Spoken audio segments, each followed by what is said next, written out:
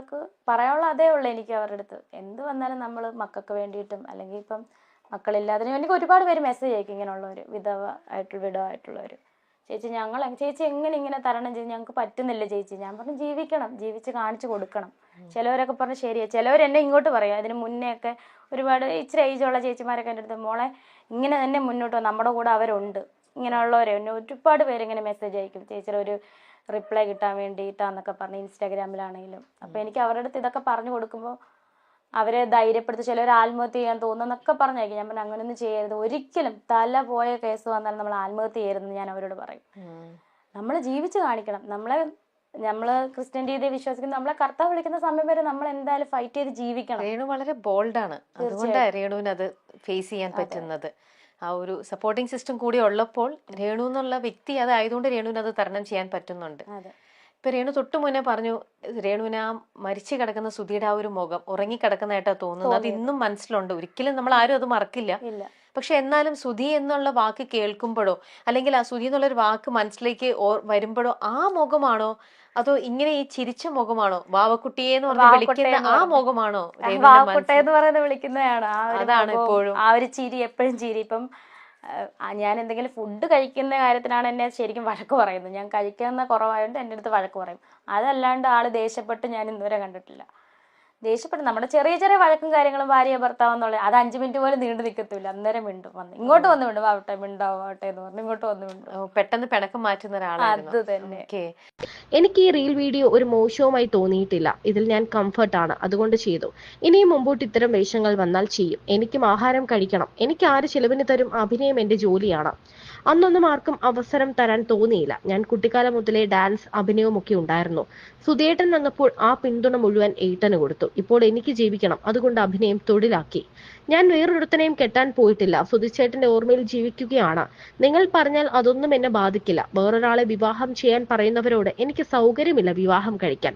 ഇനിയും നിങ്ങൾ വിമർശിക്കുന്ന ഇതുപോലുള്ള പ്രഹസനം കാണിക്കും. ആവശ്യമുള്ളവർ കണ്ടാൽ മതി. നമ്മൾക്ക് ജീവിക്കാൻ വേണ്ടി ആർട്ടിസ്റ്റ് ആയവരാണ്. നല്ലത് പറഞ്ഞില്ലേലും പബ്ലിക്കായി തെറി വിളിക്കാതെ ഇരിക്കുക, അത്രയുള്ളൂ. ഉറക്കമുളച്ച് നാടകം ചെയ്യുന്നത് എന്റെ കുടുംബം നോക്കാനാണ്, അല്ലാതെ ഞാൻ വേറൊരുത്തന്റെ കൂടെ പിള്ളേരെ ഇട്ടിട്ട് പോയോ? ഇല്ലല്ലോ. കാണുന്ന എല്ലാ നെഗറ്റീവ് കമന്റുകൾക്കും രേണു മറുപടി തരും. പേടിച്ചിരിക്കാൻ ഇവരുടെ ഒന്നും വീട്ടിൽ കയറി രേണു ഒന്നും മോഷ്ടിച്ചിട്ടില്ല.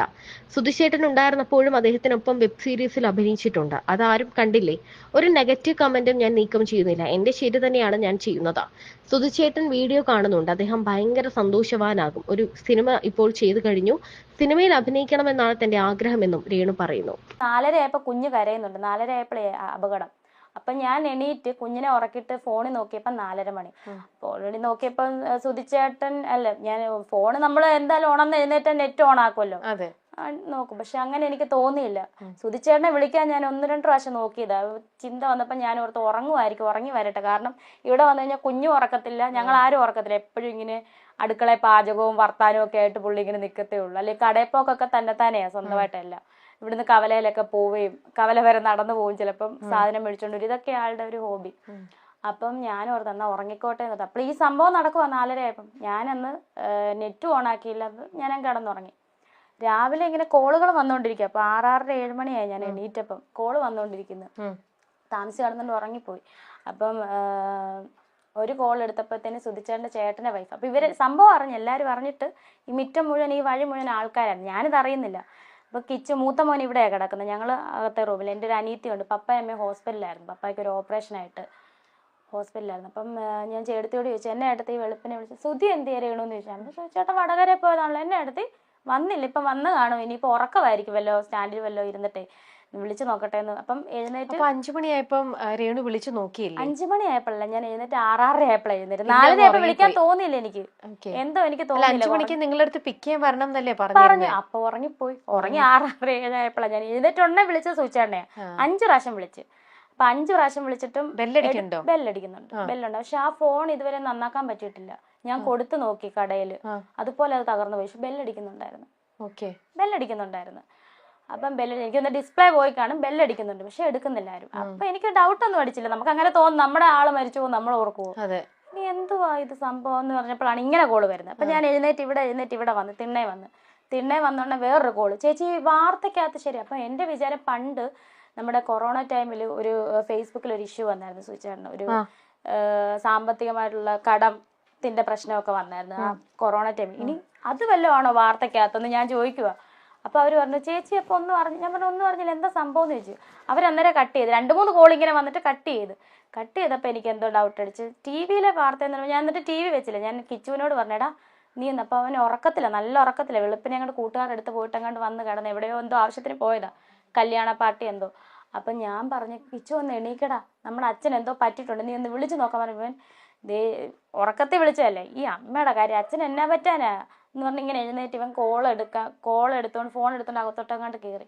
ഞാനിത് കഥവ് തുറന്ന് വെളിയിൽ ഇറങ്ങിയപ്പോ അവിടെ തൊട്ട് ഇവിടെ വരെ ആൾക്കാർ എല്ലാരും ഇങ്ങോട്ട് നോക്കി നിൽക്കും. എത്ര മണിയായിട്ടുണ്ടാവും? 6-6:30 7 മണിയായി, എന്തായാലും 7 മണിയായി. അപ്പോഴും നിങ്ങൾ ടി വി ഒന്നും ഇട്ടിട്ടില്ല, ഒന്നും അറിഞ്ഞിട്ടില്ല? പപ്പായമ്മ ഇവിടെ ഇല്ലാത്തതുകൊണ്ട് അല്ലെ ഇവര് വെളുപ്പിനെ വാർത്ത വെക്കുന്ന 24. ഇവരിവിടെ ഇല്ലല്ലോ, വേറെ ആരും വിളിച്ചിട്ടുമില്ല. വിളിച്ചോണ്ടിരിക്കുന്നുണ്ട്, നമ്മൾ അറിയുന്നില്ല. ഞാൻ മിസ് കോൾ ഇങ്ങനെ വന്നിട്ടുണ്ടെങ്കിൽ തന്നെ സംഭവം നമുക്ക് അറിയത്തില്ല. അപ്പൊ ഒരു കോളും എടുത്തിട്ടുമില്ല? 2-3 കോൾ എടുത്ത്. ചേടത്തി ഞാൻ പറഞ്ഞില്ല, ചേടത്തി വിളിച്ച കോൾ എടുത്ത്. അവരാരും ഒന്നും പറഞ്ഞിട്ടുമില്ല? അവർക്ക് മനസ്സിലായി ഞാൻ അറിഞ്ഞിട്ടില്ലെന്ന്. വെളിയിൽ ഇറങ്ങിയപ്പോ ആൾക്കാർ. അപ്പൊ ഞാനിങ്ങനെ നിൽക്കുക, എന്തോ സംഭവം എന്ന് ചോദിക്കുന്നില്ല. അപ്പൊ ചോദിക്കുവാ ഞാനിങ്ങനെ. അപ്പം ഇപ്പുറത്തും ഒരു അമ്മച്ചി ഓടി വന്നില്ല. രേണു ഒരു ചെറിയൊരു അപകടം പറ്റി സുധിയൊക്കെ വന്നപ്പോഴേ വിനുവടിമാരിയൊക്കെ ഉണ്ടായിരുന്നു, മഹേഷും ഒക്കെ ഉണ്ടായിരുന്നു. ചെറിയൊരു അപകടം. സുധീർ എന്തോ കയ്യോ കാലോ കണ്ട്. അപ്പൊ എനിക്ക് കയ്യോ കാലോ ഓടഞ്ഞ ഇങ്ങനെ ആള് വരുമോ? അപ്പൊ ഞാൻ ഇവരോടെല്ലാം ചോദിക്കുന്നത് സുചേട്ടൻ എന്തായാലും സുചേട്ടൻ ഉണ്ടോ ഇല്ലയോ അത് മാത്രം പറഞ്ഞാൽ മതി. കാരണം എനിക്ക് സുചേട്ടൻ ഇല്ലാണ്ട് പറ്റത്തില്ല, ചിന്തിക്കാനേ പറ്റുന്നില്ല. പുള്ളിയോട് സംസാരിക്കാണ്ട്, അല്ലാതെ 5 വർഷമായിട്ട് അങ്ങനെയായിരുന്നു ഞങ്ങള്. പുള്ളിയോട് മിണ്ടാണ്ട് എനിക്ക് പറ്റത്തില്ല. ഉണ്ടോ ഇല്ലയോ? അപ്പൊ ആരും ഒന്നും മിണ്ടുന്നില്ല. ഈ വീട് തൊട്ട് ആ വീട് വരെ ഞാൻ തിരക്കുന്നുണ്ട്, ഓരോരുത്തരുടെ വീടിന്റെ വാതിൽ സുചേട്ടൻ ഉണ്ടോ, ആളുണ്ടല്ലോ അല്ലേ? ആരും ഒന്നും മിണ്ടുന്നില്ല. ഞാൻ ഈ കിണറ്റുകരെ വന്നങ്ങ് ഇരുന്ന്. അപ്പം എനിക്ക് തോന്നുന്നത് ഐശ്വര്യനെയാന്ന് തോന്നുന്നു അയച്ചേക്കുന്നത് പറയാൻ വേണ്ടിയിട്ട്. ഐഷു ഇല്ലേ സ്റ്റാർ മാജിക്കിലെ ഡാൻസർ. അപ്പം ഐശ്വര്യയും ഫാമിലി അവിടം വരെ പകുതി വന്നപ്പോൾ ആൾക്കാരെ തടഞ്ഞു വെച്ച് അവൾ അറിഞ്ഞിട്ടില്ലെന്ന് പറഞ്ഞു. അപ്പൊ അവരവിടെ നിപ്പുണ്ടെന്ന് തോന്നുന്നു, 24-ന്റെ ക്യാമറ എല്ലാം അവിടെ നിപ്പുണ്ട്. അപ്പൊ ഞാൻ ഈ കിണറിന്റെ അവിടെ ഇങ്ങനെ ഇരുന്നപ്പോ ഒരു കുട്ടി, അപ്പുറത്തെ വീട്ടിലൊരു കുട്ടി, അപ്പുറത്തെ സ്ഥലത്തിലെ ഒരു കുട്ടി ഓടി വന്ന് എന്നോട് ചോദിച്ചു, ചേച്ചി ബോഡി ഇങ്ങോട്ടാണോ കൊണ്ടുവരുന്നത് കൊല്ലത്തോട്ടാണോ എന്ന്.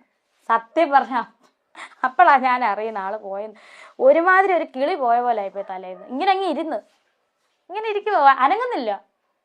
സുചേട്ടൻ മരിച്ചെന്നോ? നമ്മൾ സ്വപ്നത്തിൽ കരുതുവോ സുചേട്ടൻ മരിച്ചെന്ന്?